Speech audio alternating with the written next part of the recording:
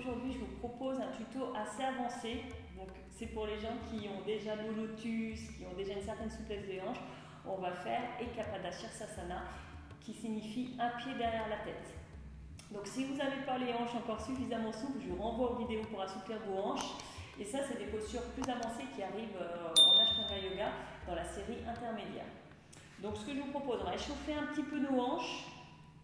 Et puis, on va y aller tranquillement. Il y a un peu de technique et après, voilà, de la souplesse. Et il faut réussir aussi à avoir une certaine relaxation pour rentrer dans ces postures. Donc, on commence. On va commencer posture du diamant. Les deux pieds ensemble. Hop. On grandit, donc toujours créer de l'espace entre les côtes, les hanches.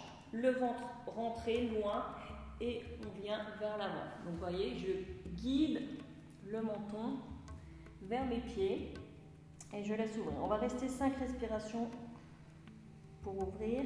1, 2,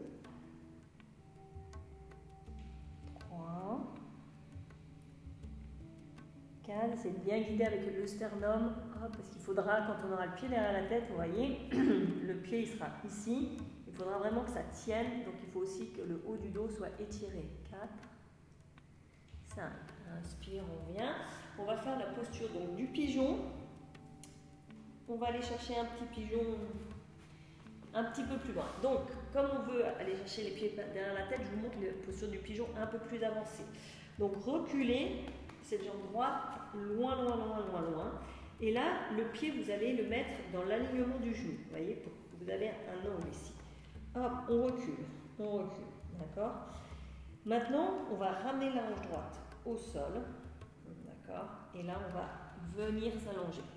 Donc, vous devez sentir l'étirement côté gauche. On reste un petit peu. 2, 3, 4, 5. On peut rebasculer un petit peu sur la hanche à droite. Là, je vais mettre mon bras droit donc, vers l'avant pour vraiment venir étirer. Et là, je vais essayer de tourner. Vous voyez, ma main gauche, je vais la mettre sur le sol. Je vais pousser un peu pour ramener un petit peu la hanche droite vers le sol et tirer un peu plus. 2, 3, 4, 5. On vient. Hop. On peut aussi placer le sternum vers le pied. Vous voyez, si vous voulez mettre vos pieds derrière la tête, il faut à peu près que votre pied, quand vous descendez, vous soyez proche là. 2, 3, 4, 5. On revient. On va étirer un tout petit peu l'ischio parce que moi je trouve que les ischios c'est important aussi. Quand vous mettez les pieds derrière la tête, il faut qu'il y ait une certaine souplesse à ce niveau-là aussi. Hop, on descend. Vous n'êtes pas obligé de venir étirer jusqu'au bout, mais vraiment pour réchauffer. On revient. L'autre côté. Hop, je fais le tapis. Donc je vous remonte. Le genou gauche, on recule. On recule, on recule. Et on va venir décaler le pied. Poser le genou. Vous voyez, loin, et ma cheville, elle est dans l'alignement du genou. Ma hanche gauche, je vais la remettre au sol et je viens descendre. Donc ça tire tout ici. 1, 2, 3, 4, 5. Là, je vais tendre donc, mon bras gauche. Et vous voyez, ma main droite, là, je la mets sur le sol et je roule sur le côté gauche pour étirer un peu plus ici. Et je pousse un peu avec ma main. 1, 2, 3, 4, 5. Hop. On vient. On va tendre cette jambe droite pour étirer l'arrière de la jambe droite. Hop. 1, 2, 3, 4, 5. Hop. On vient. Je fais un dos creux, un dos rond parce que votre bassin il va être sollicité aussi. va y aller tranquillement. On va faire des petites préparations. Hop. On vient s'asseoir. Alors, je vais commencer aujourd'hui par ma jambe droite. Moi, c'est ma jambe qui est moins facile. Ma jambe gauche, elle passe facilement. La jambe gauche, il faut que je la travaille un peu. Donc, je vais faire avec vous la jambe la plus difficile. Vous aussi, faites la jambe la plus difficile si vous savez. Si vous ne savez pas, vous verrez rapidement. Donc, ce qu'on va faire, on va déjà mettre la cheville droite au-dessus du genou gauche. Et on va plier. Donc, autant vous dire que si ici, déjà, vous sentez que c'est difficile, vous aurez du mal à la passer. Donc là, il faut que vous soyez suffisamment à l'aise pour pouvoir tenir ici. D'accord? Voilà, vous voyez, j'ai mon tibia qui est parallèle. Et là, je peux coller. Donc, j'ai mon pied qui se colle à l'épaule et mon genou à l'autre épaule. D'accord? Parce que c'est dans ce sens-là qu'elle va venir derrière la tête. Voilà. Allez, on va venir maintenant le bras droit dessous. Hop, on pousse. On va venir ouvrir un petit peu. On va travailler un tout petit peu en force. Hop, on la garde. Inspire, on vient soulever. Hop, 1, 2, 3, 4, 5. Ça échauffe aussi toute la partie ici. Je me replace ici. Hop. Là, je vais essayer de tourner un petit peu, de venir l'épaule droite, hop, à l'extérieur.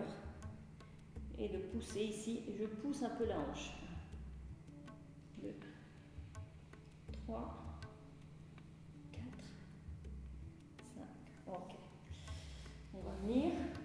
Le coude gauche autour du pied gauche. Coude droit autour du genou droit. On reverse. Et là, on va essayer donc tout doucement. Alors, je vais me mettre de profil pour bien que vous voyez ce qui se passe dans les hanches.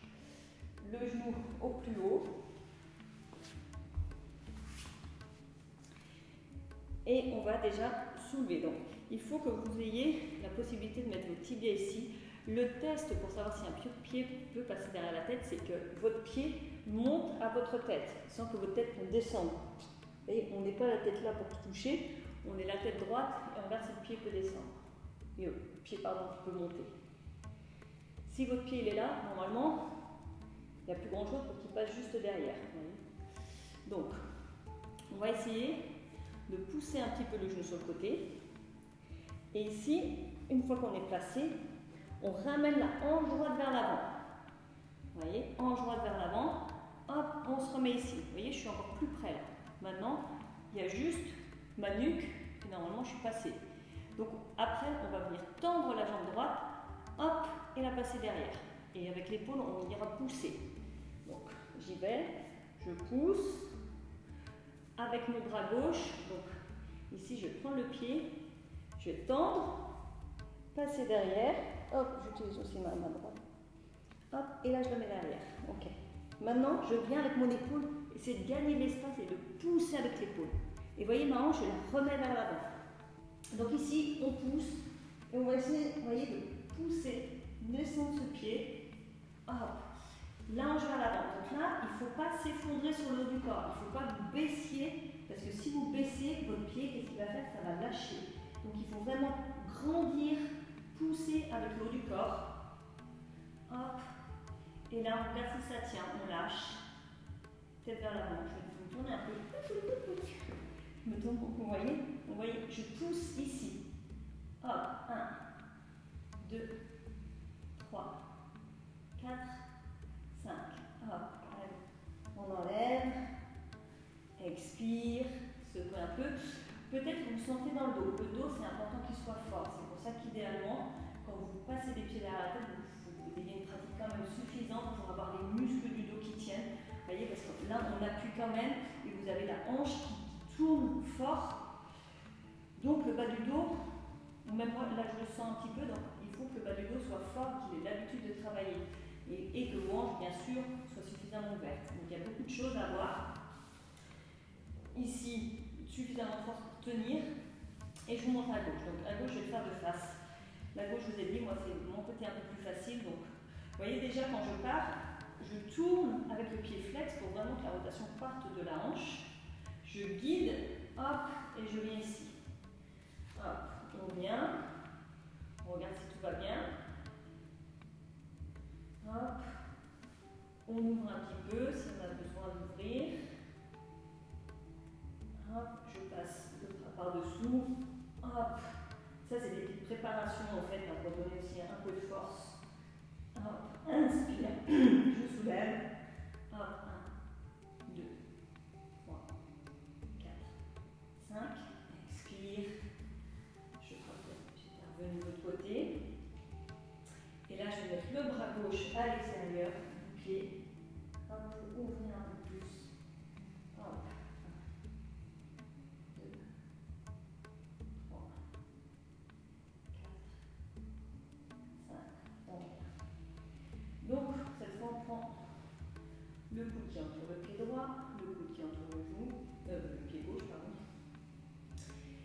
Et je baisse. Il faut que vous ayez une certaine détente, que ce ne soit pas non plus trop crispé. Plus vous êtes crispé, plus les muscles vont se contracter, on n'arrivera pas à trouver une certaine détente. Hop, dans les hanches. Donc, ici, vous voyez, je place, je vérifie que je suis bien. Je n'ai pas besoin de baisser la tête. Hop, c'est le pied qui monte, vous voyez. Ici, c'est sûr que c'est pour ça que je vous disais qu'il y a besoin d'une souplesse des ischios pour que vous puissiez tendre avec le genou qui part sur le côté. Donc, je passe mon genou derrière l'épaule. Je ramène la hanche gauche vers l'avant. D'accord? Ne la laissez pas trop partir vers l'arrière.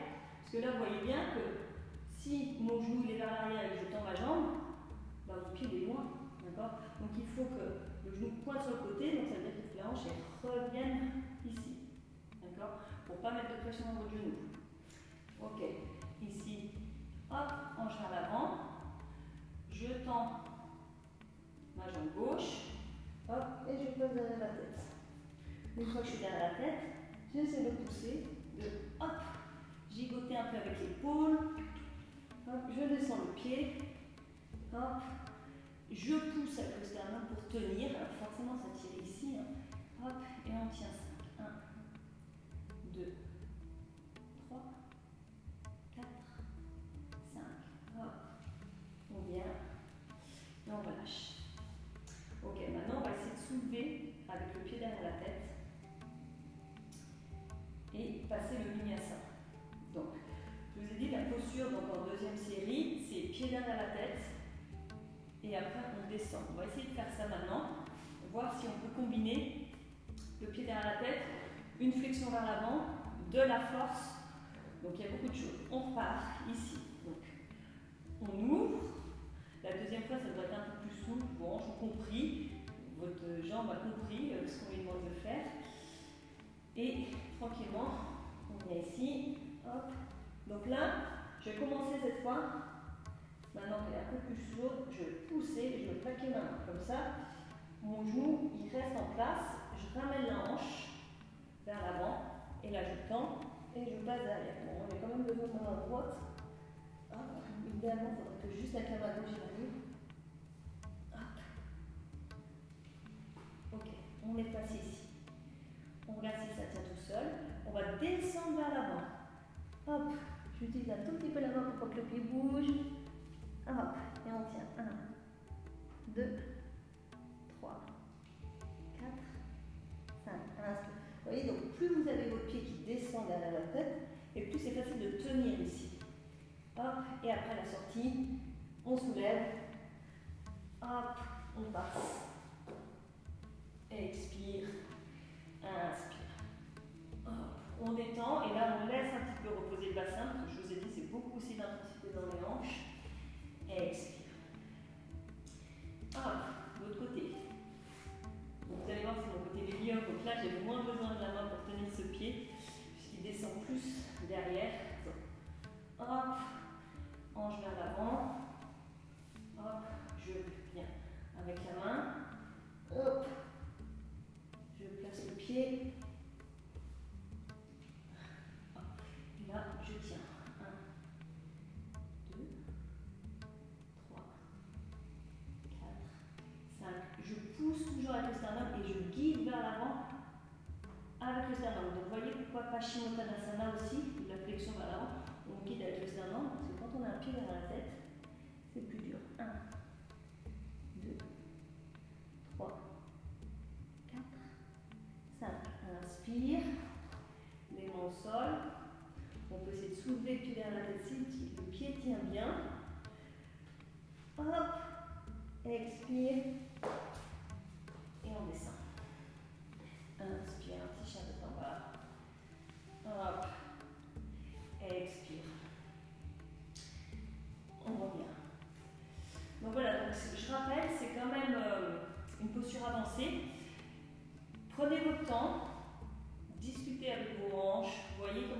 Attention à mettre du lourd dans le genou. Poussez bien avec le haut du corps. Et tout doucement, ça viendra. Mais il faut du temps pour ça. J'espère que cette vidéo vous a plu et je vous dis à bientôt.